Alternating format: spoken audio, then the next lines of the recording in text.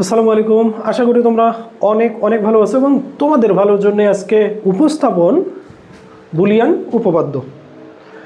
Boolean আলজেব্রার সবচেয়ে জরুরি বিষয় হচ্ছে যখন তুমি কোনো সমীকরণের কাজ করতে যাবে, যখন তুমি সরলীকরণ করবা, তখন এই সূত্রগুলো অর্থাৎ মৌলিক উপপাদ্যগুলো সবচেয়ে বেশি ব্যবহার হয়। এবং মৌলিক উপপাদ্যের ভিতরে আমরা যদি দেখি যে আমরা সাধারণত তিন ধরনের মৌলিক গেট আমরা ব্যবহার করি। একটা হলো অর গেট, একটা অ্যান্ড গেট, একটা হলো নট গেট। এই অর অ্যান্ড নট গেটে সাধারণত মৌলিক উপপাদ্য কোনগুলো ব্যবহার করা হয় আমরা আজকে দেখবো। সাধারণত অর অপারেশনের ক্ষেত্রে আমাদের হচ্ছে কি a plus 0 equal to a হয়, a plus 1 equal to 1, a plus a equal to a হয়, a plus a not equal to 1। এখন প্রশ্ন হচ্ছে যে স্যার সাধারণত a plus 0 equal to a আমরা কেন করবো? আচ্ছা, a plus 0 equal to a কেন করবো? আমরা যদি এর মানটাকে আমরা সাধারণত দেখি, এর মানটাকে যদি আমি 0 নেই, প্লাস 0-র মানটা আমাদের 0 থেকে 0 প্লাস 0 ইকুয়াল টু আমাদের কি হবে 0। সুতরাং আমরা যখন এখানে a নিলাম, সুতরাং এখানে 0 ইকুয়াল টু সমান আমাদের কি a হয়।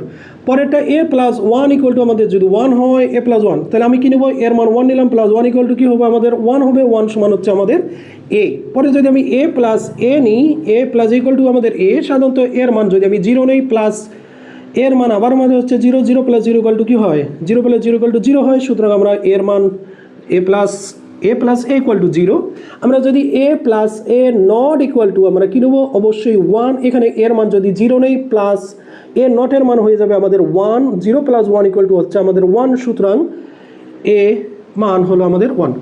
আবার বুলিয়ান লজিক্যাল অ্যান্ডের ক্ষেত্রে কি হচ্ছে? a ইন্টু 0, আমরা জানি যে 0-র সাথে কোনো কিছু গুণ করলে আমাদের 0 হয়। a ইন্টু 1, 1-এর সাথে কোনো কিছু গুণ করলে সেটাই হবে।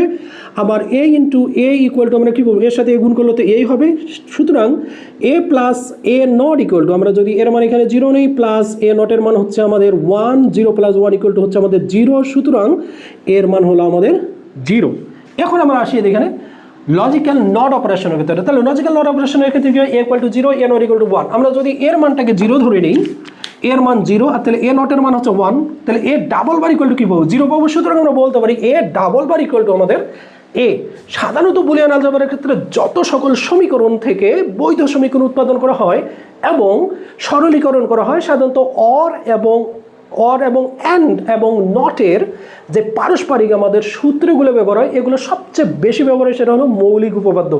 এবং মৌলিক উপপাদ্যের মাধ্যমে তুমি খুব সহজেই বুলিয়ান সমীকরণগুলোকে প্রমাণ করতে পারবে। এই জন্যই আমাদের মৌলিক উপপাদ্যগুলো অনেক মনোযোগ সহকারে করতে হবে। যদি তোমাদের ক্লাসটা ভালো লাগে অবশ্যই কমেন্ট করবে, আর যদি আরও বেশি ভালো লাগে বন্ধুকে শেয়ার করবে। ওকে, দেখা হচ্ছে পরবর্তী ক্লাস।